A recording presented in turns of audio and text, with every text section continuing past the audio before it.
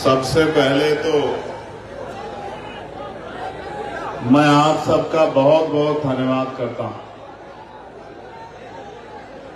इतनी गर्मी है कि धूप में खड़ा होना बहुत मुश्किल है और जिस कड़ी गर्मी में जिस तरह का प्यार आप लोगों ने दिखाया है, मैं इस प्यार को जीवन भर नहीं भूलूंगा। बहुत बहुत धन्यवाद आप सब लोगों को।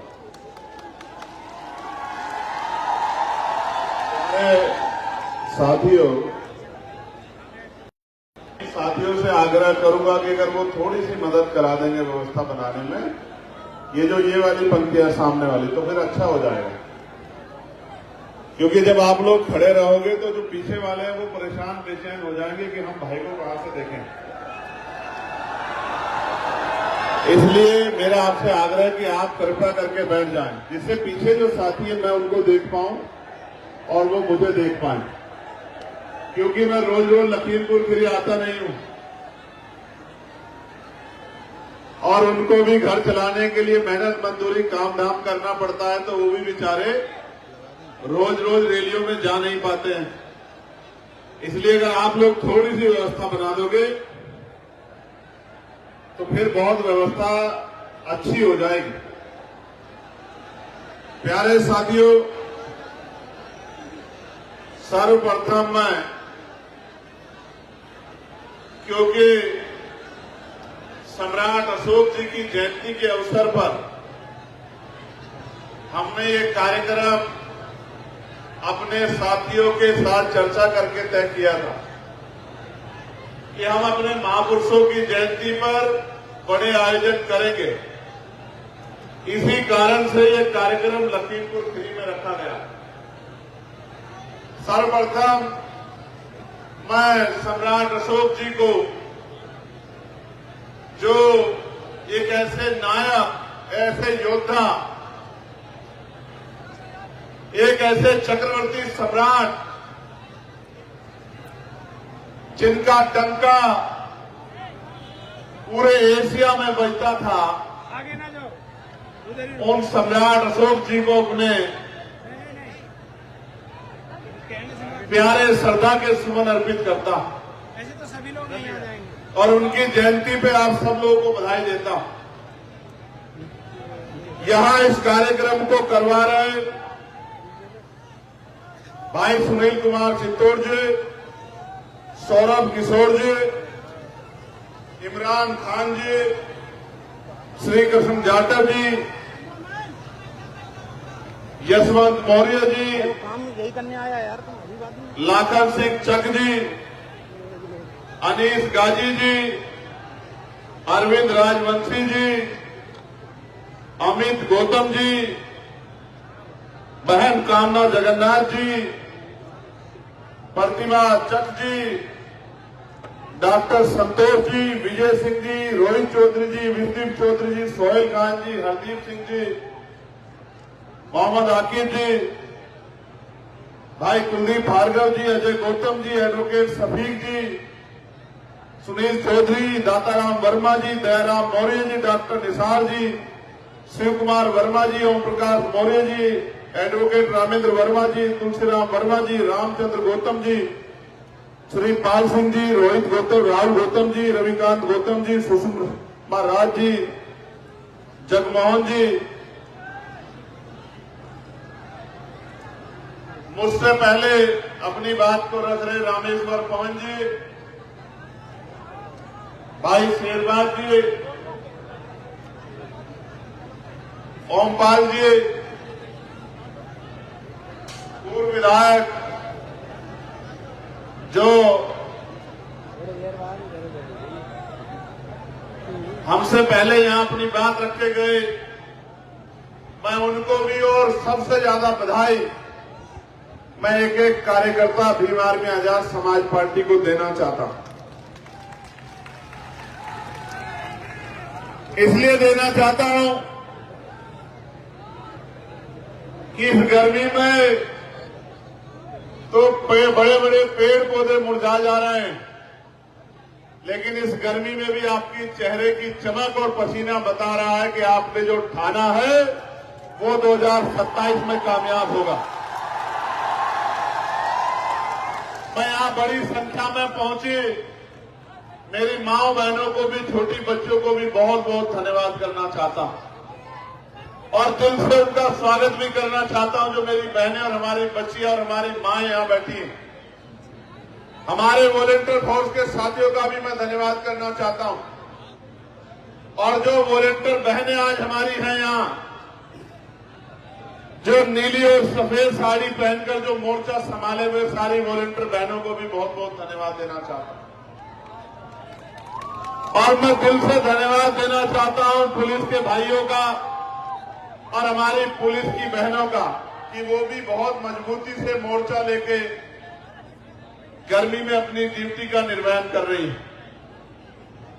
सांस्कृतिक विरासत हमें सौंपी है और साथ साथ गुलाम भारत में और आजाद भारत में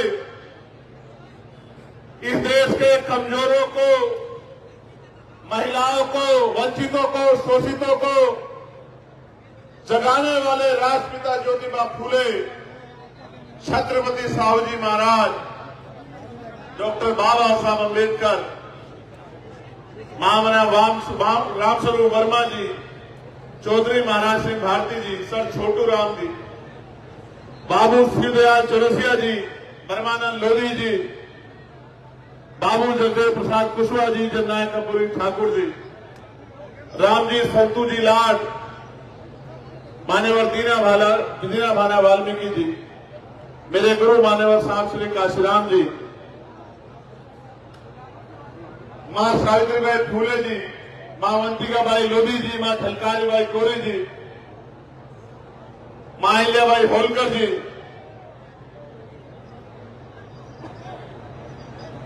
उन तमाम वीरांगनाओं को, देश के वीर अमर शहीदों को जिन्होंने देश के लिए बलिदान दिया, उन सबको नमन करता हूं। और नमन इसलिए कर रहा हूं कि जब भी आप उनको पढ़ोगे, उनका जीवन देखोगे, उनका संघर्ष देखोगे, मैं गारंटी से कहता हूं कि आप भी मेरी तरह सो नहीं पाओगे। मेरे लोगों, मेरी बात को आप याद रखना। मैं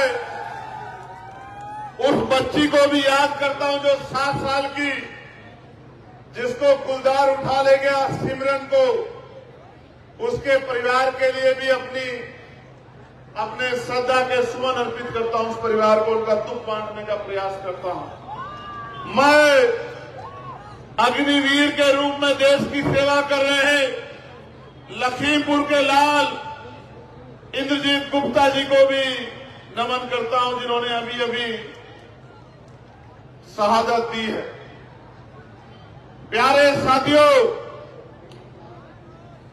आज लखीमपुर की इस क्रांतिकारी धरा पर जब मुझे आपके बीच आने का मौका मिला है और आप इतनी बड़ी संख्या में अपना प्यार और आशीर्वाद देने के लिए आए हैं, तो अगले 40, 50, 60 मिनट मैं आपसे अपने दिल की बात रखूंगा और मैं आशा उम्मीद करूंगा नौजवानों से, मेरी माओं से, बहनों से, बड़े बुजुर्गों से, इस मंच पर बैठे हर एक व्यक्ति से कि वो आज के बाद, यहां से जाने के बाद चैन से नहीं बैठेगा, वो गुलामी को समझेगा और गुलामी की बेड़ियों को काटने के लिए संघर्ष करेगा।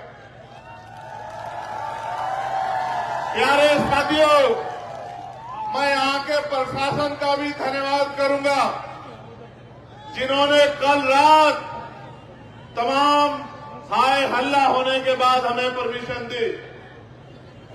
मैं उनका दिल की गहराइयों से स्वागत करता हूं कि वो सत्ता के आगे इतने नतमस्तक है कि जो रैली कल होने वाली है उसकी परमिशन को रात को 7 बजे तक दबा के रखते हैं। मैं उनका बहुत बहुत धन्यवाद करता हूं।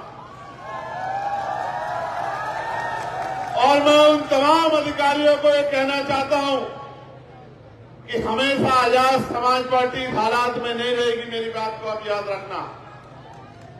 और हमेशा जिनको जो आज आपके दफ्तरों में परमिशन लेके आंख में आंसू लेके घूम रहे हैं कि हमें परमिशन दे दो, वो भी हमेशा इस हालात में नहीं रहेंगे। एक दिन आएगा कि जब उनकी गाड़ी रुका करेगी तो आप उनके सम्मान में अपने दफ्तर के बाहर खड़े हुआ करोगे। मेरी बात को अभी याद रखें। प्यारे साथियों, हालात बदल जाएंगे, माहौल बदल जाएगा।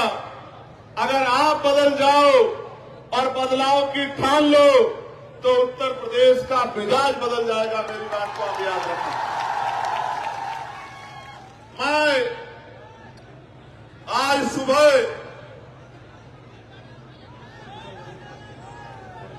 शहीद आजम सरदार भगत सिंह जी से मिला। जब मैं उनसे मिला तो मुझे महसूस हुआ कि नौजवानों में कितनी शक्ति है। यहां बैठे हर एक नौजवान को मैं कहना चाहता हूं, जब मैं सुबह उनसे बात कर रहा था, एक क्रांतिकारी दूत मातृभूमि की रक्षा के लिए, मातृभूमि को अंग्रेजों से आजाद कराने के लिए 24 साल से कम उम्र में अपने प्राणों का बलिदान दिया था।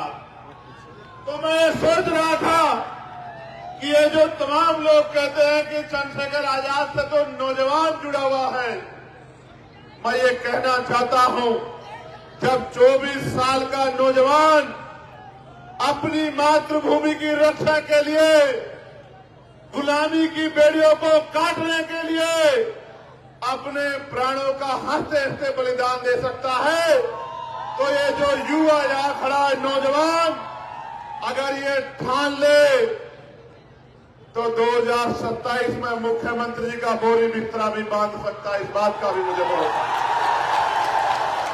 और मैं कहना चाहता हूं उत्तर प्रदेश की तानाशाही सत्ता से कि जुल्म जाति अन्याय अत्याचार की बेड़ी कटेगी। नौजवान अंगड़ाई ले रहा है और वो अपने ऊपर हुए के जुल्म का हिसाब 2027 में वोट के आधार पर करेगा। मेरी बात का ध्यान रखें। प्यारे साथियों, मैं ओम प्रकाश वाल्मीकि जी की इन 2 लाइनों से आज की बात की शुरुआत करूंगा। इन त्रासदियों को अभी न जाने कितनी सदियों तक सहना है। इन त्रासदियों को अभी न जाने कितनी सदियों तक सहना है। हौसला रखिए, वे तुम्हें जीने नहीं देंगे और हम तुम्हें मरने नहीं देंगे। मेरी बात का प्यारे साथियों, जब आप घर से मोटरसाइकिल पे, 4 पहिए की गाड़ी पे, पैदल जब घर से निकले होंगे इस उम्मीद से कि हमें रैली में जाके कार्यक्रम को सफल बनाना है, आपके मन में जो भाव है उन भाव का कोई तोड़ नहीं है, उसकी कोई कीमत नहीं है। अब तो हम पे जिम्मेदारी है कि जो वादा हम आज आपसे करेंगे, मैं गारंटी देके कहता हूं, राजकाज बनने दीजिए। साल भर बाद एक एक बात को चेक कीजिएगा पॉइंट के साथ, जो वादा आपने करेंगे उसको पूरा करके देंगे। मेरी बात को आप याद रखें। प्यारे साथियों, मैं आज की बात यहां से शुरू करूंगा कि ये देश जब अंग्रेजों के अधीन था, और अंग्रेज वही नहीं होते जिनको आप टीवी में देखते हैं। आज भी अंग्रेजों जैसा व्यवहार इस देश के किसानों, मजदूरों, गरीबों, बच्चों, बच्चियों, तमाम वंचित वर्गों के साथ किया जा रहा है। आपको याद है, मैं लखीमपुर एक बार पहले भी आया था। याद है नहीं याद है बताओ, कहां आया था? तिगुनिया, कैसे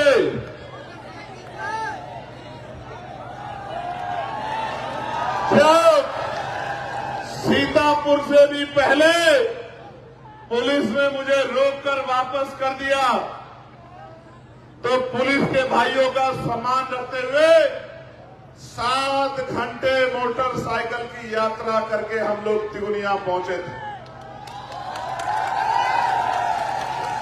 और क्यों पहुंचे थे? क्योंकि वहां किसानों के साथ अन्याय हुआ था। गाड़ियों के पहियों के नीचे मेरे किसान परिवारों को रोन दिया गया था। मेरे आज भी याद है, मैं उन शहीद किसानों को भी उनकी शहादत पे नमन करता हूं जिन किसानों ने बलिदान दिया। वो टायर किसानों के ऊपर नहीं चढ़ा था, वो हर एक किसान मजदूर के घर पे, उसकी फसल पे, उसके सम्मान पे चढ़ा था।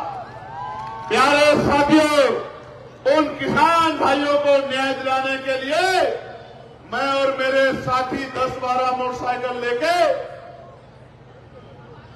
7 घंटे का सफर करके पहुंचे थे। और आपको याद होगा, मैं बधाई देता हूं आपको कि ऐसे गुंडों को आपने उनकी शक्ति छीन के सत्ता से बाहर करने का काम बहुत मजबूती से किया। इसके लिए मैं आपको बधाई देता हूं। लोकतंत्र की शक्ति उनको दिखाई कि अगर कोई गुंडागर्दी करेगा तो दोबारा लोकसभा की चौखट नहीं देख पाएगा। मैं आपको बधाई देता हूं, आपने बहुत मजबूत काम किया। प्यारे साथियों, बाबा साहब अम्बेडकर 1930 में बात कहते हैं कि हमारे दुखों को हमारे सिवाय कोई और नहीं मिटा सकता है। हम भी इन्हें तब तक नहीं मिटा सकते जब तक राजनीतिक सत्ता हमारे हाथ में नहीं होगी। मेरी बात पे गौर करो। लोकतंत्र से पहले बाल प्रजापति, कश्यप, सैनी, मौर्य, साक्य, कुशवाहा, बिंद, राजभर, केवट, मल्ला, जाट, गुर्जर, यादव, लोधी, विश्वकर्मा, सैन, तमाम वंचित वर्गों के बच्चों को अगर किसी ने नहीं पढ़ा तो पढ़ लेना। 1935 से पहले किसी सरकारी पद पे जाने का अधिकार भारत के अंदर नहीं था। 1935 का जो एक्ट बना, और ऐसे नहीं बना एक्ट जिन्होंने नहीं सुना हो, नहीं जाना हो, वो भी जान लो। एक कमेरी मां की कोख से जन्म लिया चंद्रशेखर आजाद आज यहां लखीमपुर खीरी में आपको जनवाने आया है कि लोकतंत्र आने के बाद क्या बदलाव हुए मेरे लोग। तो मेरे प्यारे साथियों, 1928 में बाबा साहब अम्बेडकर ने बहिष्कृत हितकारिणी महासभा के बैनर तले मेमोरेंडम दिया कि देश में अछूतों के, शूद्रों के हालात बड़े खराब हैं, अंग्रेजों को हमारे बारे में सोचना चाहिए। उनकी मेमोरेंडम पे साइमन कमीशन भारत आया। नौजवानों को पढ़ना होगा, अगर लड़ना है तो पढ़ना होगा, और अगर जीतना है तो पढ़ के संघर्ष करना पड़ेगा। मेरे नौजवान साथियों, 1929 में साइमन कमीशन ने जो सर्वे किया, 1929 में जो अपनी लड़ाई खुद नहीं लड़ सकता, उसकी लड़ाई कोई नहीं लड़ सकता। लड़ने मरने से अच्छा है लड़ो, लड़ो, और तब तक लड़ो तब तक आप क्या तो हार ना जाओ या जीत ना जाओ, तब तक लड़ो। 1930 में साइमन कमीशन ने रिपोर्ट दी, और 1930 में ही गोलमेज कॉन्फ्रेंस हुई। पहली गोलमेज कॉन्फ्रेंस में बाबा साहब अम्बेडकर ने कमजोरों के लिए, महिलाओं के लिए, दलितों के लिए, पिछड़ों के लिए गोलमेज कॉन्फ्रेंस में उनके अधिकारों के लिए मांग उठाई। और मुझे बड़े तकलीफ के साथ कहना पड़ेगा कि महात्मा गांधी, जिनको देश ने राष्ट्रपिता बाद में माना, महात्मा गांधी उस समय कमजोरों के अधिकारों के खिलाफ खड़े हुए। ये बड़े तकलीफ की बात है, देश नहीं जानता है, लेकिन हमारे महापुरुषों ने जो संघर्ष किया है, उनके द्वारा जो लिखा गया है, उसको पढ़ के हमें जानकारी है कि कौन कहां खड़ा। प्यारे साथियों, 30 में हुई, 31 में हुई, 32 में हुई गोलमेज कॉन्फ्रेंस। 3 गोलमेज कॉन्फ्रेंस के बाद पूना पैक्ट हुआ और 1935 का एक्ट बना। उस एक्ट में पहली बार तय हुआ कि भारत के लोग भी सरकारी सेवा में क्लास 1 यानी कि सिविल सेवा में भागीदारी कर पाएंगे, हिस्सा बन पाएंगे। 1935 में पहली बार।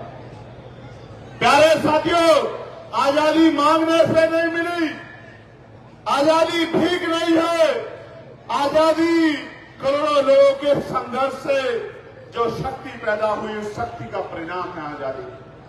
प्यारे साथियों, बाबा साहब अम्बेडकर ने संविधान में हर एक व्यक्ति को, बालिग व्यक्ति को वोट का अधिकार दिलाने का काम किया।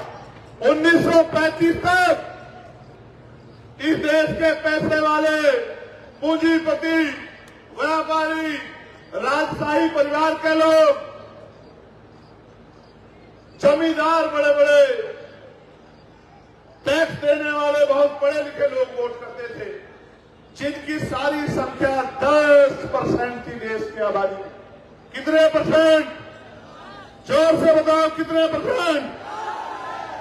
10%, यानी कि 100 लोग अगर थे तो 10 लोग कुर्सी पे बैठते थे और उनका फैसला भी 10% लोग करते थे। 90% लोग ना कुर्सी पे बैठते थे, ना कुर्सी पे बैठने का फैसला करते थे।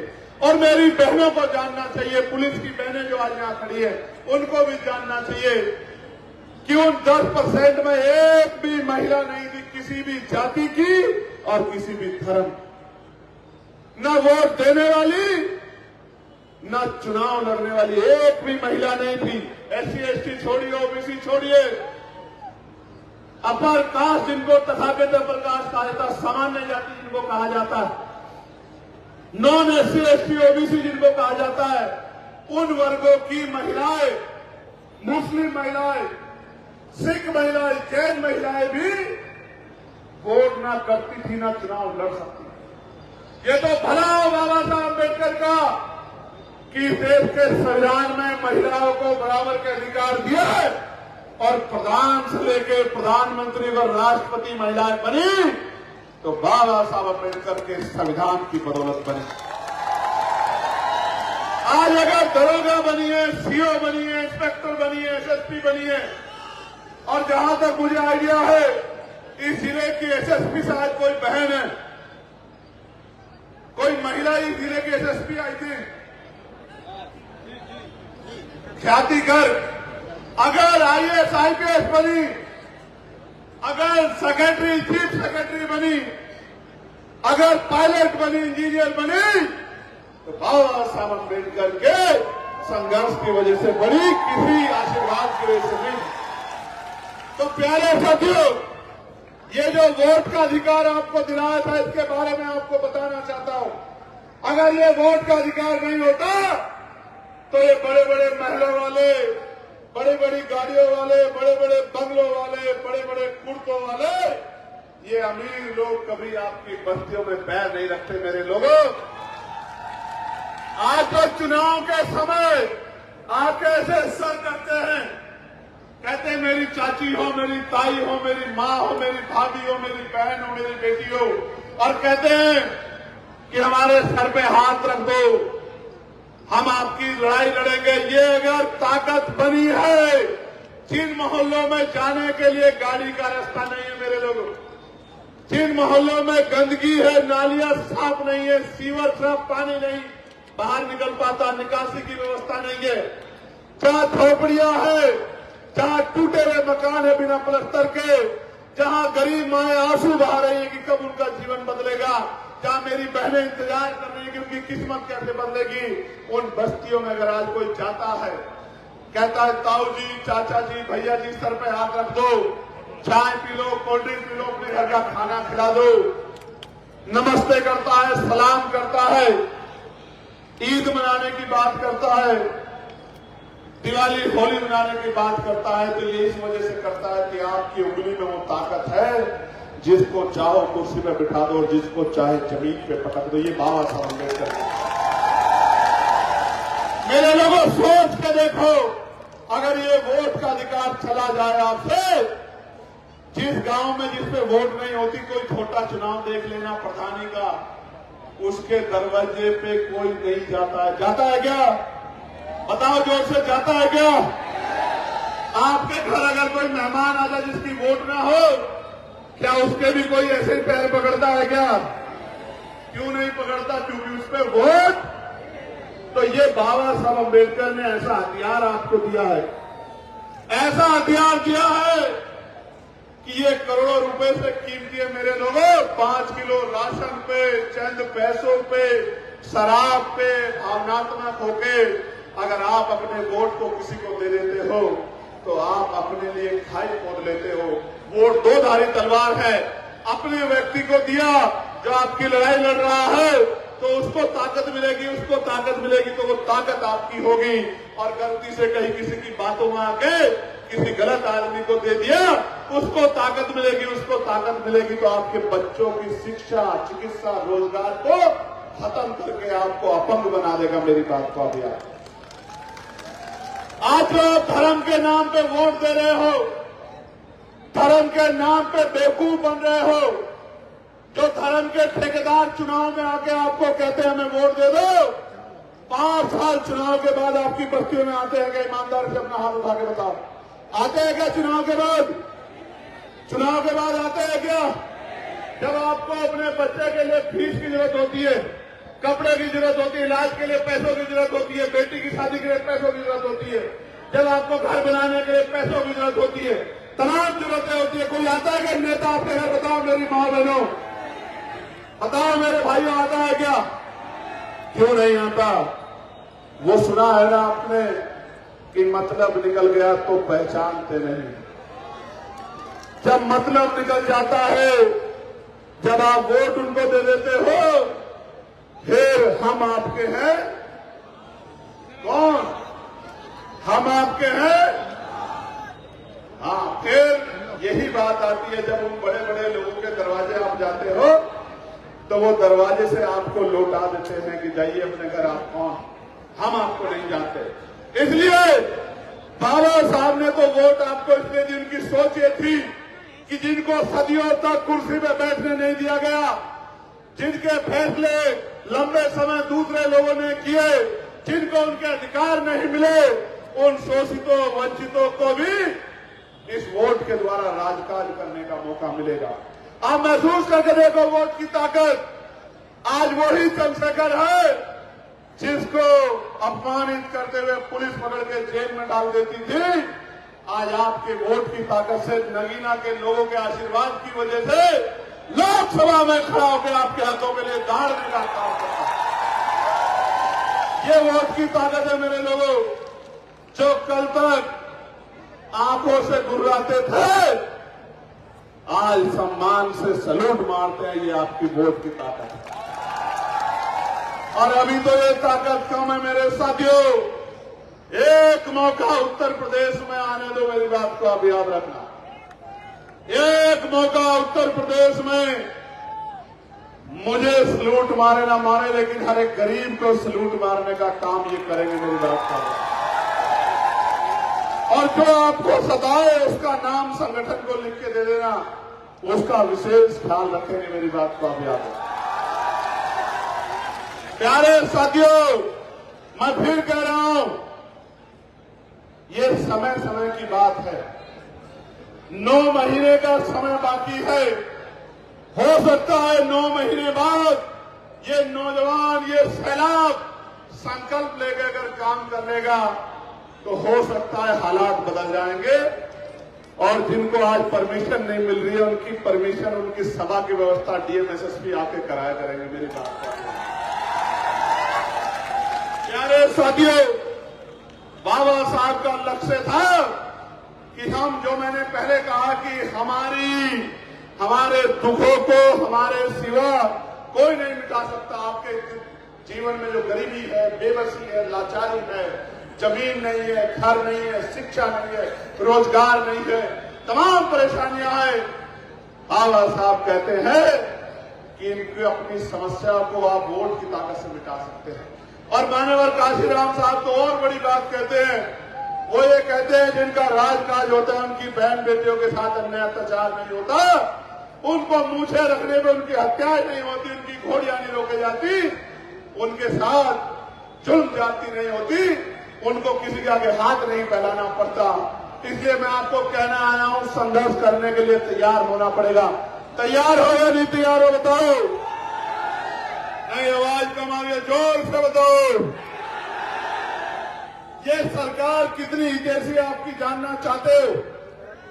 जानना चाहते हो नहीं जानना चाहते हो बताओ? ये सरकार इतनी हितैषी है कि बाबा साहब अम्बेडकर जी की जयंती 14 अप्रैल को आ रही है। आप अपने एसडीएम डीएम के पास जाना, थाने में जाना, इंस्पेक्टर साहब कहना कि साहब हम बाबा साहब की जयंती मनाना चाहते हैं। बाबा साहब जिन्होंने देश को संविधान दिया, बाबा साहब जिन्होंने गूंगों को जबान दी, बाबा साहब जिन्होंने कमजोरों को कुर्सी दी, लड़ने के लिए लोकतंत्र दिया, आगे बढ़ने के लिए संविधान में अधिकार दिए, अवसर दिए, उन बाबा साहब की जिनको आप भी मानते हो, देश के प्रधानमंत्री मानते हैं, होम मिनिस्टर भी कहते हैं मानता हूं, मुख्यमंत्री भी शीश झुकाते हैं, उन बाबा साहब की जयंती को मनाना चाहते हैं। मैंने आज ही पत्र लिखा क्योंकि मेरे पास 5000 से ज्यादा एप्लीकेशन आई कि भैया हमारे यहाँ परमिशन नहीं दे रहे हैं, हमारे यहाँ परमिशन नहीं दे रहे हैं। और ये आज से नहीं हो रहा है, इससे पिछली 12 से 17 की सरकार में भी यही हाल था। जो आज कह रहे हैं कि भाई हम तो कमजोरों की राजनीति कर रहे हैं, जिन्होंने मान्यवर काशीराम साहब के नाम पे बना मेडिकल कॉलेज का नाम बदल दिया, मान्यवर काशीराम साहब की जयंती में जो छुट्टी थी वो छुट्टी कैंसिल कर दी, प्रमोशन में रिजर्वेशन का बिल फड़वा के कमजोर वर्गों के अधिकारी कर्मचारियों को खून के आंसू रुलाए। वो पार्टी भी कह रही है कि हम भी महापुरुषों का सम्मान करते हैं। प्यारे साथियों, तो परमिशन के लिए जाओगे तो आपको खुद ही पता लग जाएगा कि ये सरकार बाबा साहब अम्बेडकर का और आपकी भावनाओं का कितना सम्मान करती है। इसलिए मैं आपसे कह रहा हूं, और बाबा साहब की बात तो छोड़ो, अपनी बात तो छोड़ो, इनकी पार्टी में 2 दलित समाज के मंत्री हैं कैबिनेट के।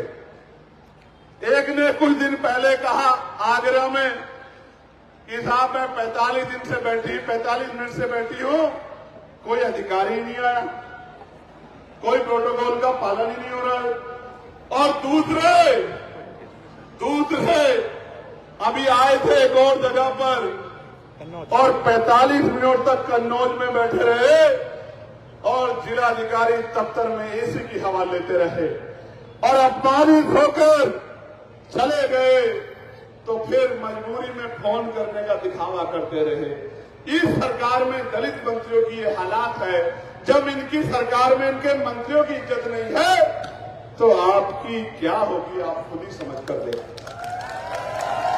और आगे बढ़ाता हूं, अभी आप तक नई बात पहुंची होगी। इनके एक मंत्री तो रोने लगे, बोले साहब हमारी बहन बेटियों पर अन्याय अत्याचार हो रहा है, सच है हो रहा, मैं भी मानता हूं, लेकिन आप कुर्सी पे बैठ के क्या कर रहे हैं, निकम्मापन क्यों दिखा रहे हैं? इस्तीफा दीजिए, लात मारिए सरकार को। अगर आपके मंत्री होते 4 साल से आप मंत्री हैं और अगर मंत्री रहते बहन बेटियों के पे अन्याय अत्याचार हो रहा है तो आप क्यों बैठे हैं कुर्सी पे? आपको कुर्सी को लात मारनी चाहिए। इनकी तो आपकी जगह हम होते तो लात ही नहीं मारते, उस कुर्सी पे पेट्रोल डाल के उस कुर्सी को जला देते जिस कुर्सी से अपने लोगों की मदद नहीं करते।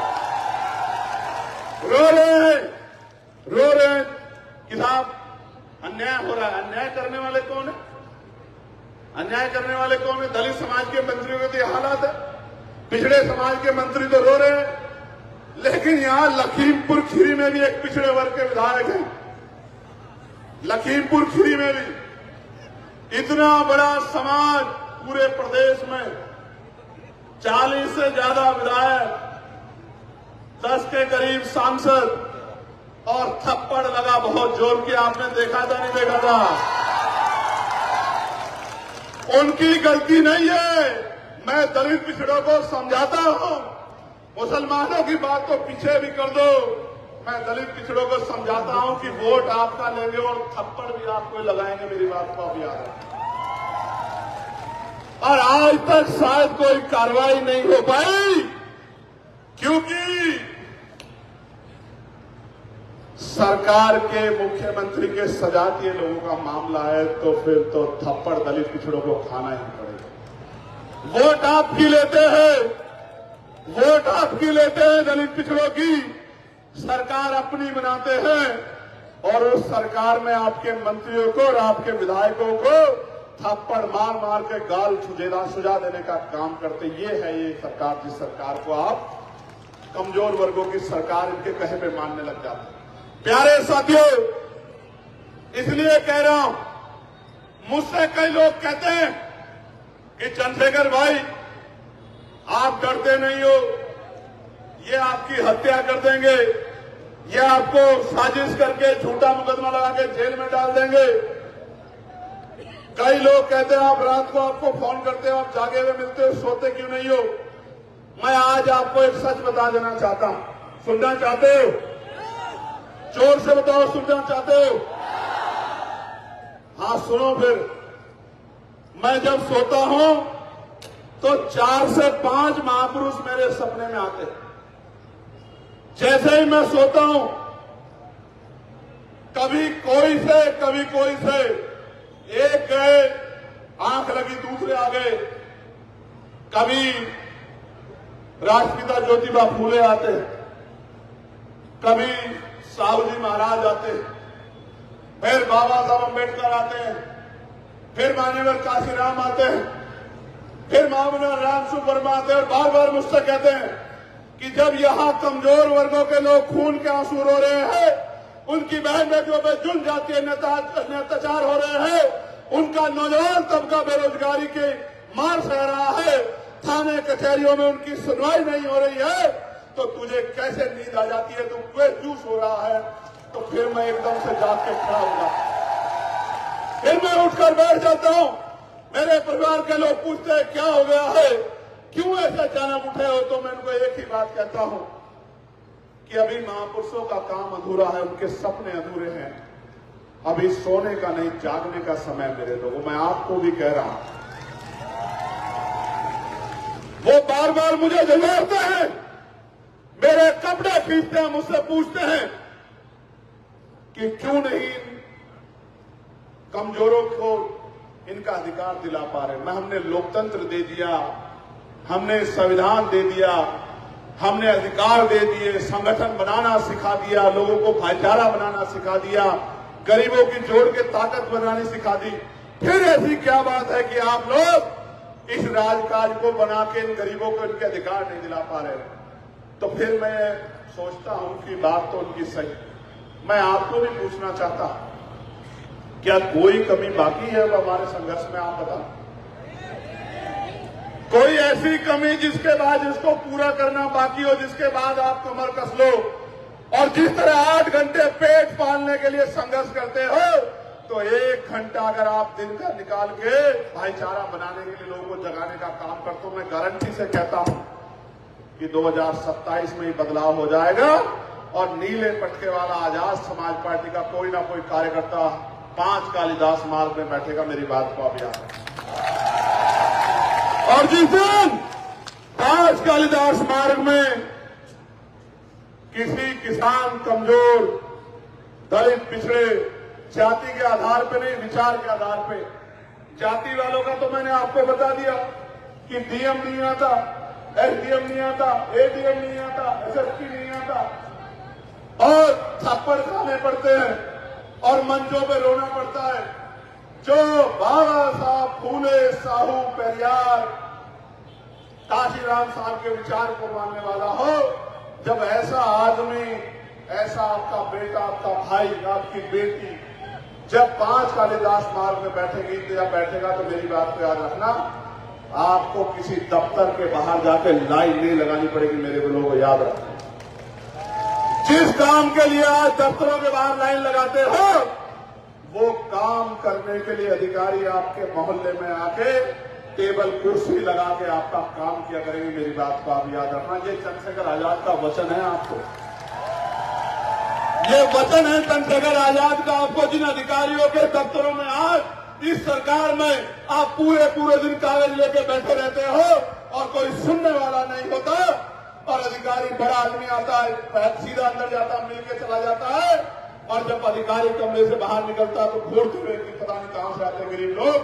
आज जिनको इस तरह का जुल्म सहना पड़ रहा है, जब कागज लेके यहां खड़े और वहां से रो के कह रहे हैं कि हमें बचा लो, मैं उन सब गरीबों को कहना चाहता हूं, अगर आपने काम किया, नौजवानों याद करो, मैंने बताया ना, शहीद आजम सरदार भगत सिंह 24 साल के भी नहीं थे, करतार सिंह सरापा 19 साल के थे। मैं आपको कहना चाहता हूं, अगर आपने अपनी शक्ति को पहचान लिया और मेरी बात पे पहरा देके आपने काम किया, भाईचारा बनाया, एक एक वोट को तैयार किया, संगठित करके आजाद समाज पार्टी का बटन दबाया, तो मैं आपको कहना चाहता हूं कि किसी गरीब को किसी अधिकारी के दफ्तर के बाहर बैठकर इंतजार नहीं करना पड़ेगा। जब वो गरीब, हालांकि समस्याओं का हल तो योजनाओं से हो ही जाएगा, लेकिन कहीं कोई घटना होगी तो उस जिले के अधिकारी चैन से नहीं सोएंगे, वो भी उसी हालात में रहेंगे जिस हालात में गरीब परिवार हमारे रहते हैं। मेरी बात को आप याद रखें। प्यारे साथियों, यहां गुलदार की बड़ी समस्या है या नहीं है बताओ? मेरे यहां पर भी उधर नगीना में है, आपने देखा होगा 4-5 दिन पहले मैंने इस मामले को उठाया, और मैं आपको बताना चाहता हूं सरकार किस तरह हमसे भेदभाव करती है। गौर से सुनो, इन बड़ी बड़ी गाड़ियों वालों को गुलदार कुछ नहीं कहता, नहीं कहता ना। आपने सुना भेड़िए ने, गुलदार ने किसी गाड़ी वाले को पकड़ लिया? नहीं पकड़ता ना। क्यों नहीं पकड़ता? कि बड़े बड़ी गाड़ियों वाले अपनी गाड़ी से निकलते हैं, साइकिल से, पैदल से, मोटरसाइकिल पे कौन निकलता है? आपके मेरे परिवार का व्यक्ति, किसान मजदूर निकलता है ना, उनके बच्चे बचिया। तो जब ये निकलते हैं तो गुलदार इनको उठा ले जाता है, इनको मार देता है। आपको जानकर अचरज होगा, महाराष्ट्र में अगर कहीं गुलदार हमला कर दे, कोई वन्यजीवी हमला कर दे और किसी की जान चली जाए, तो 20 लाख रुपए का मुआवजा मिलता। कितने लाख का? 20 लाख का। और उत्तर प्रदेश में कितने लाख का मिलता है? 5 लाख का। कितने लाख का? वहां भी डबल इंजन की सरकार, यहां भी डबल इंजन की सरकार। और 2023 में केंद्र की सरकार ने 5 लाख की राशि बढ़ा के 10 लाख कर दी थी, लेकिन उत्तर प्रदेश की निकम्मी सरकार ने, ढोंगी सरकार ने 5 लाख रुपए से एक पैसा नहीं बढ़ाया, जबकि दूसरी जगह पे 20-20 लाख रुपए मिल रहे हैं। मैं आपको बताना चाहता हूं, उनको पता है गुलदार किसी अमीर को, किसी नेता को, किसी पैसे वाले को नहीं ले जाता, उसके बच्चों को नहीं मारता, गरीबों को, किसानों, मजदूरों के बच्चों को मारता, तो मारने दो। इनकी जान की कीमत सरकार की नजर में 5 लाख रुपए। प्यारे साथियों, ये भेदभाव इस सरकार में हमारे और आपके साथ हो रहा। अभी मैंने 3 दिन पहले जिनको राशन डीलर कहते हैं उन भाइयों की आवाज उठाई। महाराष्ट्र में 3.25 रुपए करीब उनको जो है लाभांश कमीशन मिलता है। उत्तर प्रदेश में 90 पैसे मिलता है। जब 90 पैसे मिलता है, कई जगह पे देखा गया कि मजबूरी में वो कुछ राशन में से कटौती करते हैं जो राशन मिल रहा। मैंने मांग उठाई कि उनको 90 पैसे की जगह 3 रुपए लाभांश कमीशन मिले, जिससे वो जो अनाज ऊपर से आ रहा, पूरा का पूरा अनाज गरीबों के घरों तक पहुंच सके, उनके बच्चों के पेट तक पहुंच सके। प्यारे साथियों, किसानों की बिजली का बिल माफ हो, 2022 में सरकार ने वादा किया था बिजली का बिल माफ करेंगे, उनका कर्ज माफ करेंगे। अभी 5-6 दिन पहले मैंने पार्लियामेंट में जोर शोर से आवाज उठाई कि आप कह रहे थे बिजली का बिल माफ करेंगे, आप कह रहे थे हम उनका जो है आमदनी दोगुनी कर देंगे, आप कह रहे थे कर्ज माफ करेंगे। ना तो बिजली का बिल माफ हुआ, ना कर्ज माफ हुआ, ना इनकी आमदनी दुगनी हुई। और तो और मैंने वो वीडियो जरूर देखी है जब लखीमपुर खीरी में किसान लाइन लगा के जाते हैं और सुबह से 4 बजे से लग जाते हैं यूरिया और डीएपी के लिए, और पुलिस उनको लाठी बजा बजा के भीड़ को कंट्रोल करने के लिए उनके हाथ पैर तोड़ने का काम करती है। वो वीडियो जरूर मैंने अपनी आंखों से देखी। ये सरकार है जो कहती है हम किसानों के हितैषी। प्यारे साथियों, अभी कुछ दिन पहले, क्योंकि मैं छात्र राजनीति से आया हूं और छात्र राजनीति की इंपोर्टेंस को समझता हूं, हमने पार्लियामेंट में ये लेटर लिख के दिया था मिनिस्टर को कि उत्तर प्रदेश के विश्वविद्यालयों के अलावा विद्यालयों में छात्र संघ चुनाव नहीं हो रहे हैं। नेता का बेटा नेता बन रहा है, एमएलए का बेटा एमएलए बन रहा है, एमपी का बेटा एमपी बन रहा है, चेयरमैन का बेटा चेयरमैन बन रहा है, गरीब का बेटा झंडा उठा रहा है। हमने कहा कि छात्र संघ चुनाव बहाल होने चाहिए। जो गरीब प्रतिभाएं ग्रामीण क्षेत्रों की वो विद्यालय से सीख के आएंगी, और जब सीख के आएंगी तो एमपी एमएलए बन के चेयरमैन बन के अपने लोगों को अपने क्षेत्र के हालात को बदलने का काम करेगा। मैं आपको विश्वास दिलाता हूं, हमारी पार्टी पढ़े लिखे नौजवानों को, चाहे वो गरीब परिवारों के क्यों ना हो, उन तमाम नौजवानों को मौका देगी जिनके अंदर लड़ने की क्षमता है। लोकसभा और विधानसभा में भी वो जाए और अपने क्षेत्र की समस्या का हल विधानसभा लोकसभा में जाकर करने का काम करे। नौजवानों को पर्याप्त हिस्सेदारी आजाद समाज पार्टी आने वाले विधानसभा चुनाव में, पंचायत चुनाव में देगी। मेरी बात को आप याद रखें। ये ऐसा राम राज्य का सरकार चल रहा है कि यहां निर्दोष जेलों में हैं और जिनको बलात्कार के आरोप में सजा हो गई है वो मंदिरों में जाकर उनकी पूजा हो रही है। अगर आपको भरोसा नहीं तो कुछ दिन पहले का अखबार देख लो। एक दिन को जो संत कहते थे उनको बलात्कार के आरोप में सजा हुई और वो अयोध्या में जाके उनका जो है उनकी पूजा हो रही है। मुझे देख के बड़ी घृणा आती है कि बेटियों की रक्षा करने वाले की, पकड़ने की बात करने वाली सरकार बेटियों के बलात्कारियों को सम्मान देने का काम करेगी। बहुत बड़ी मुसीबत है। ऐसा हमने कहीं और भी देखा था। शेरवाज भाई को याद होगा, हमने गुजरात में भी साहबानों को उसमें देखा जिन्होंने साहबानों के साथ जुल्म जातीय अत्याचार किया, उसकी अस्मत को लूटने का काम किया। उनके गले में मालाएं पहनाने का काम इस भारतीय जनता पार्टी की सरकार ने किया। इनके लोगों ने किया। ये है इनका चरित्र। इसलिए मैं आपको कहना चाहता हूं मेरे लोगों, आज नहीं तो कल, चाहे लुट पिट के, चाहे रोज होके, तब मेरी बात को मान लेना, या फिर आने वाले 7, 8, 9 महीने के लिए मेरी बात को मान के संघर्ष कर लो। एक रास्ता चुन लो। आपकी किस्मत, आपका जीवन, आपका भविष्य आपके हाथों में, किसी और के हाथों में नहीं। राजकाज बना लोगे तो राजकाज बनते ही जितना बैकलॉग बकाया है, सारे बैकलॉग को पहली कैबिनेट में पूरा करने के लिए जो है प्रस्ताव लाके पक्की नौकरियां नौजवानों को देने का काम करेंगे। मेरी बात को, चाहे वो 69,000 शिक्षक भर्ती के बच्चे हों या किसी और भर्ती के, जिनके साथ अन्याय हो उनके साथ ऐतिहासिक न्याय करने का काम करेंगे। तहसील स्तर पर आईएएस, पीसीएस और तमाम प्रतियोगी परीक्षाओं के लिए सेंटर स्थापित करेंगे निःशुल्क, जहां गरीबों के बच्चों को अच्छी कोचिंग मिल जाए। प्यारे साथियों, नगर पालिका स्तर पर हाईटेक लाइब्रेरी बनाकर स्थानीय बच्चों को बहुत कम पैसे में परीक्षा की तैयारी करने का अवसर देंगे। आशा बहनें, आंगनबाड़ी बहनें, भोजन माताएं, सहायिकाएं, तमाम बहनों को राज्य कर्मचारी का दर्जा दिलाने का काम करेंगे। और जब तक राज्य कर्मचारी का दर्जा नहीं मिलता 25,000 रुपए का वेतन उनको दिलाने का काम करेंगे। मेरी बात को आप याद रखें। प्यारे साथियों, संविदा व्यवस्था समाप्त करेंगे और कर्मचारियों को नियमित करेंगे और जितने भी डिपार्टमेंट में संविदा पे और आउटसोर्सिंग पे लोग लगे उनको पक्के करने का काम करेंगे और कम से कम 25,000 रुपए का वेतन देने का काम करेंगे। प्यारे साथियों, वित्तविहीन माध्यमिक विद्यालयों में शिक्षकों को सम्मानजनक मानदेय और सेवा सुरक्षा दिलाने का काम करेंगे। सहायता प्राप्त विद्यालयों में शिक्षकों और कर्मचारियों की सेवा सुरक्षा पुनः बहाल की जाएगी। खेलकूद से जुड़ी योजनाओं में को नगर पंचायत में ब्लॉक स्तर पर लागू करेंगे। मैनुअल सफाई समाप्त कर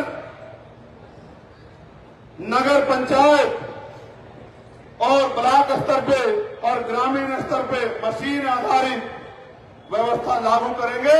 साथ ही सुरक्षा उपकरण, नियमित वेतन, दुर्घटना बीमा और कैशलेस इलाज की सुविधा भी देंगे। संविदा लाइनमैन, कई मैंने मामले देख लिए कि लगातार लाइनमैनों की जान जा रही है। उन लाइनमैनों को पक्की नौकरी दी जाएगी और दुर्घटना होने पे बीमा और कैशलेस इलाज की सुविधा दी जाएगी। रेहड़ी और पटरी वालों को, छोटे व्यापारियों को वेंडिंग जोन बनाकर सुरक्षित बाजार उपलब्ध कराए जाएंगे। वन टाइम टैक्स प्रणाली में संशोधन कर पुराने वाहनों को राहत दी जाएगी। नर्सरी व्यवसाय को आसान ऋण और मुफ्त बिजली और सरकारी योजनाओं का लाभ दिलाया जाएगा। स्मार्ट मीटर की समस्या का समाधान किया जाएगा और कम से कम 300 यूनिट बिजली फ्री दी जाएगी। कितनी यूनिट? जोर से बताओ। पहले आता था 300-400 का बिल, अब कितना आता है? कितना आता है? अब आता है 3-4-5 हजार रुपए का। जैसे उत्तर प्रदेश में बिजली सोने के तारों में आ रही हो, पुराना बिजली का बिल माफ किया जाएगा और बिजली का रेट हाफ किया जाएगा। मेरी बात को आप याद रखना। और 300 यूनिट बिजली फ्री दी जाएगी। प्यारे साथियों, एक बार फिर बोल रहा हूं, इस बार संघर्ष कर लो। इस बार संघर्ष कर लो तो अगले साल जब बाबा साहब अम्बेडकर की जयंती आएगी, आपके मसीहा की जयंती आएगी, तो बहुत सम्मान से परमिशन के लिए कहीं भटकना नहीं पड़ेगा। बहुत सम्मान से मनाने का मौका मिलेगा अगर आपने अब आने वाले 9 महीने संघर्ष कर लिया। लिख के रख लो, अगले 5 साल में जो मैंने बात कही है, पॉइंट टू पॉइंट चेक कर लेना, एक एक बात पूरी करेंगे। और ये जो समस्या है अभी आपके यहाँ जंगली जानवरों की, इसको पूर्णतया खत्म कराने का काम करेंगे। प्यारे साथियों, मैं बहुत जिम्मेदारी से आपसे कह रहा हूं, ओबीसी को उप कोटे के बिना महिला आरक्षण लागू करना कोई ऐतिहासिक प्रगति नहीं है, बिल्कुल सामाजिक न्याय की अवधारणा पे गंभीर अन्याय है। प्यारे साथियों, हालात कैसी है? हालात ऐसी है कि चंद्रशेखर सरोज को दिन में पीटा और रात को उसके घर में आग लगा दी और आरोपी खुलेआम घूम रहे हैं, कोई पूछने वाला नहीं है। फतेहपुर सीकरी में हजरत सलीम चिश्ती की दरगाह पर उर्स के दौरान गंदगी फैली हुई है और कोई पूछने वाला नहीं है। शाहजहांपुर जिले में पुआया थाने में हमारे पाल समाज के बुजुर्ग को छातीवादियों द्वारा अमानवीय व्यवहार करके मुर्गा बना के अपमानित किया गया। और पीलीभीत में मूसेपुर पंचायत में जयसिंह जो वृद्ध गौरक्षण केंद्र में 2 दिन तक पशुओं के साथ तड़पा कर मार दिया गया। कोई कहने वाला नहीं है। जो सरकार कहती है गौरक्षकों की सरकार है, यही पीलीभीत में कई गौवंश मर गए हैं, कोई पूछने वाला नहीं है। ये बात मैं आपको इसलिए बता रहा हूं मेरे लोगों, आप अखबार उठा के देखना, आपको पूरे प्रदेश में 100 ऐसी घटनाएं मिलेगी। यहां मार दिया, यहां जला दिया, यहां सता दिया, यहां रेप हो गया, हत्या होगी। इस सरकार में कोई गरीब, दलित, पिछड़ा, मुसलमान आराम से नहीं जी पा रहा। मैं मुस्लिम भाइयों को भी कहना चाहता हूं, आपने सबको आजमा के देखा है, सबको ताकत दी है। कहीं बुलडोजर चल रहा है, कहीं इनकाउंटर हो रहा है। और बीजेपी के एक विधायक ही कह रहे थे, मैं एक इंटरव्यू में सुन रहा था, देवेंद्र सिंह जी, वो कह रहे थे 90% इनकाउंटर झूठे करवा रही है सरकार और अधिकारी अपने नेताओं को खुश करने के लिए करवा रहे हैं। मैं आपको बताना चाहता हूं, ये गुंडागर्दी की सरकार का इलाज ये नीले झंडे वाले ही करेंगे। मेरी बात को आप याद रखें। आज मस्जिदों पे, मदरसों पे, खानकाहों पे जिस तरह का हमला हो रहा है, धार्मिक आजादी को जिस तरह कुचला जा रहा है, ये सब आपके और मेरे सामने है। कोई कहने वाला, कोई सुनने वाला नहीं है। कोई आवाज उठाता है। आपके नेता आजम खान देखो जेल में सड़ रहे हैं।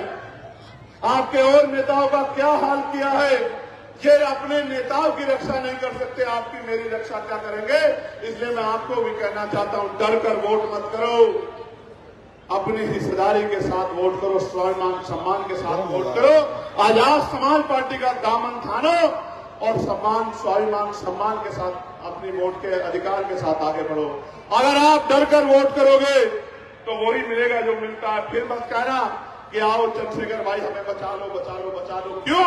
क्योंकि और तो कोई आपकी बात को सुनने वाला नहीं। आप चेक करके देखो, मैं आपसे कह रहा हूं, अल्पसंख्यक आयोग ने पिछले 11 साल में एक भी रिपोर्ट पेश की है, एक भी रिपोर्ट। और इतना नेता किसी ने सवाल नहीं किया कि फिर ये आयोग कर क्या रहा है। अगर ये एक भी रिपोर्ट पेश नहीं कर रहा, फिर ये नेता कर क्या रहे, फिर ये आयोग कर क्या रहा है।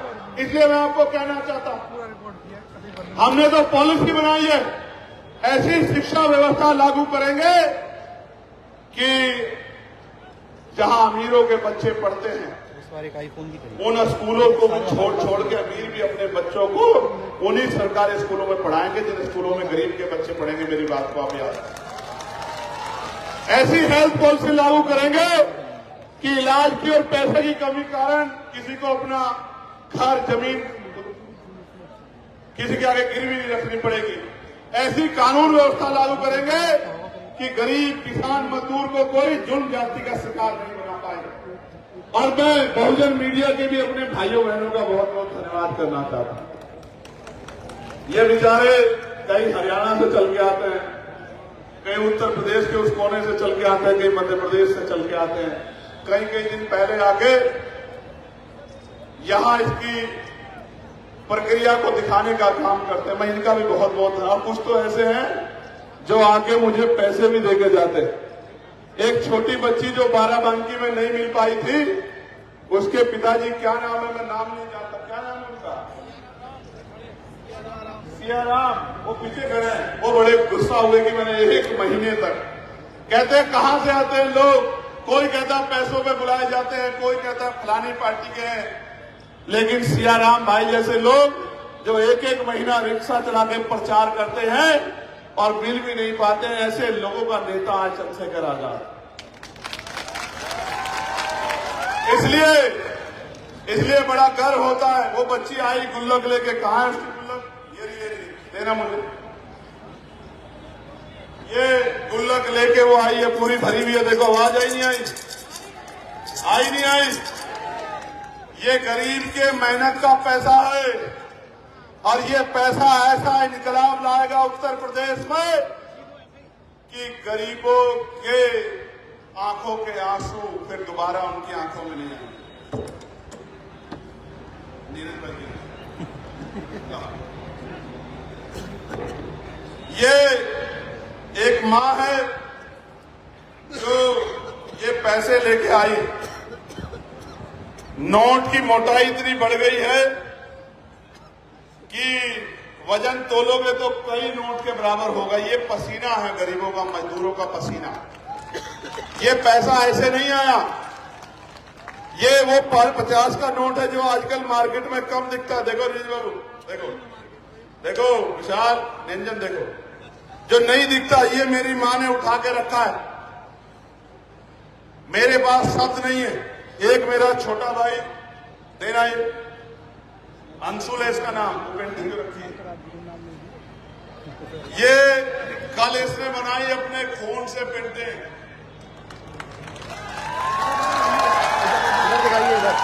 अभी मुझे आया देने के लिए कि भैया मैंने रात अपने ब्लड से ये पेंटिंग बनाई है। ये अंशुल है मेरा छोटा भाई। ये एक और गुल्लक जो है, हालांकि मेरे सिद्धांत ये है कि जो कमाते नहीं मैं उनसे पैसे लेता नहीं। जो लोग कमाते नहीं मैं उनसे पैसे नहीं लेता, क्योंकि मैं जो कमाते हैं उनसे ही हिस्सा लेता हूं। इसलिए लेता हूं क्योंकि वो मेहनत करके पैसे कमा रहे हैं, लेकिन जो नौजवान उनकी लड़ाई लड़ रहा है, ना धूप देख रहा है, ना छांव, ना आंधी, ना तूफान, ना दिन ना रात, ऐसे लोगों को कार्यक्रम कराने के लिए किसी के आगे हाथ ना फैलाना पड़े, इसलिए मैं इन सब का दिल की गहराई से शुक्रिया अदा करता हूं, धन्यवाद करता हूं। और ये कहना चाहता हूं, इनको बुला दो, बुला दो, बुला दो, बुला दो, लिया आवाज, लोगों के बीच में जा, उनको जगा। और दूसरा, मेरे ऐसे परिवार के लोग मेरी हिम्मत बढ़ाने का काम करते, इस वजह से चंद्रशेखर आजाद को रोकना मुश्किल ही नहीं, नामुमकिन है। मेरी बात को आप याद रखें। मैं आज कह रहा हूं अपनी मां बहनों को, एक बार अवसर आने दीजिए, किसी गुंडे ने इतनी हिम्मत नहीं होगी मेरी मां बहनों की तरफ आंख उठा के देख ले। मेरी बात को आप याद रखें। और हवा में नहीं कह रहा हूं, 1 साल बाद रजिस्टर चेक करा लेना। अगर किसी थाने में किसी बहन बेटी के साथ अन्याय की एप्लीकेशन आ गई और एप्लीकेशन जिसके खिलाफ आई, अगर वो रात को अपने पैरों पे अपने घर में सो गया, तो मैं मानूंगा कि चंद्रशेखर आजाद ने आपसे झूठ बोला, धोखा दिया। तो मेरी बात को आप याद,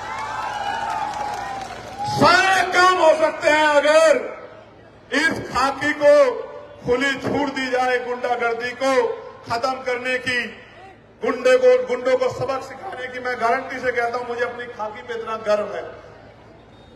मैं लोकसभा में आवाज उठाता हूं कि इनकी 8 घंटे की ड्यूटी करो, इनके परिवार, सप्ताह में इनकी 1 दिन छुट्टी करो, बॉर्डर स्कीम खत्म करके इनको बराबर के जिलों में लाओ कि ये छुट्टी वाले दिन अपने परिवार के बीच में रह सके, अपने बेटे को, बेटी को, मां को, सास को, बहन को, भाई को अपने परिवार में समय बिता सके। मैं बार बार मांग करता हूं और आज कह रहा हूं, अवसर बनने दीजिए। सबसे पहला काम उत्तर प्रदेश में यही करेंगे कि पुलिस के लिए व्यवस्था लागू करेंगे और पीआरडी के जवानों को, होमगार्ड भाइयों बहनों को भी उचित सम्मान दिलाने का काम करेंगे। मेरी बात को आप याद रखना। तो मैं आपको बहुत जिम्मेदारी से कहना चाहता हूं, प्यारे साथियों, माओ को कह रहा हूं, मेरी माए बहनें सुन लें, घर पे रोजगार दिलाने का काम करेंगे। किसी के खेत में घास काटने के लिए नहीं जाना पड़ेगा। मेरी बात को आप याद रखना। घर पे रोजगार दिलाने का काम करेंगे और सम्मान का रोजगार। जब 4 पैसे जेब में आएंगे तो देख लेना, अपने आप अंग्रेजी भी आ जाएगी। इस बात को मेरे ध्यान रखना, हिंदी भी चली जाएगी, अंग्रेजी भी आ जाएगी। और जो नए स्कूल बनाएंगे उनमें पढ़ाई अंग्रेजी में कराएंगे। अंग्रेजी मीडियम का मुकाबला सरकारी स्कूलों से कराएंगे। मेरी बात को आप याद रखना। जहां 20,000 रुपए, 15,000 रुपए खर्च करने पड़ते हैं महीने के, वहां 50 रुपए में पूरे महीने की फीस पे पढ़ाई करवाने का काम करेंगे और वो पढ़ाई के पैसे भी सरकार देगी। मेरी बात को अभी आप देखो, अपने यहां पर बहुत सारे प्राइवेट स्कूल होंगे। हर साल स्कूल अपना सिलेबस बदल देता है और माँ बाप को कहता है नई किताबें ले आओ। ये जो अंधेर गर्दी चल रही है, अंधेरी नगरी चौपट राजा, टके शेर बाजी, टके शेर खाजा, ये जो अंधेरी नगरी का पाठ चल रहा है, लूट खसोट चल रही है, इस लूट खसोट को भी तोड़ने का काम करेंगे। सरकारी दफ्तरों में काम के लिए किसी से 1 पैसे की रिश्वत नहीं ली जाएगी। अगर रिश्वत कोई ले लेगा तो उसके पद को रिक्त करके उस पर भी भर्ती निकाल के दूसरे नौजवान को रोजगार देने का काम करेंगे। मेरी बात को आप याद रखें। प्यारे साथियों, मैं आपसे भी कुछ चाहता हूं। आप बताओ, मदद करोगे नहीं करोगे? दोनों हाथ उठा के बताओ, करोगे नहीं करोगे मदद? यहां से जाने के बाद चैन से तो नहीं बैठोगे? घर घर जाके, गली गली जाके काम करोगे नहीं करोगे? माँ को, बहनों को जोड़ने का काम, जगाने का काम करोगे नहीं करोगे? वोट का इस्तेमाल करना जान गए हो नहीं जान गए हो? अपनी ताकत बनाओगे या नहीं बनाओगे? किसी की बातों में तो नहीं आओगे? अगर बातों में आओगे तो फिर 5 साल जुर्म जाते हैं, अत्याचार सहने के लिए तैयार रहना पड़ेगा। फिर कहना चंद्रशेखर भाई आ जाओ, किसानों को गाड़ियों से कुचल दिया, चंद्रशेखर भाई आ जाओ, लाठियों से पीट दिया, चंद्रशेखर भाई आ जाओ, घर जला दिए। और मैं आज कह रहा हूं, ताकत बना लो, आप घर घर में चंद्रशेखर पैदा हो जाएंगे। मेरी बात को आप याद रखें। प्यारे साथियों, देखो, जो लोग नौजवानों को नजरअंदाज करते हैं, एक दिन आएगा उत्तर प्रदेश में कि नौजवानों की ऐसी ताकत बनेगी जैसी नेपाल में नौजवानों की ताकत बनी है, जैन जी के लोगों ने बनाई है। मेरी बात का आप याद। लेकिन हम संवैधानिक दायरे से सारे काम करें। कैसे? संवैधानिक दायरे में संविधान के अंदर रहकर करोगे नहीं करोगे मदद? घर घर जाके मेरी बात को पहुंचाओगे नहीं पहुंचाओगे? दोनों पैरों पे खड़े हो जाओ अपने अपने सब लोग। लाइए लाइए मान्य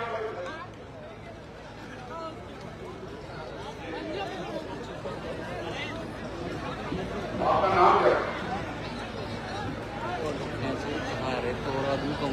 सुंदरलाल जी, इनका नाम भी सुंदर नहीं है, ये भी बहुत सुंदर है दिल के।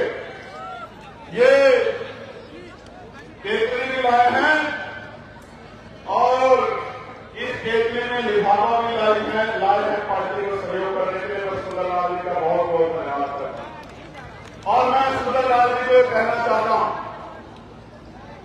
ये लड़ाई बहुत महत्वपूर्ण है। इस लड़ाई में काशीनाथ साहब कहते थे जो सहारा देगा वो सहारा मिलेगा।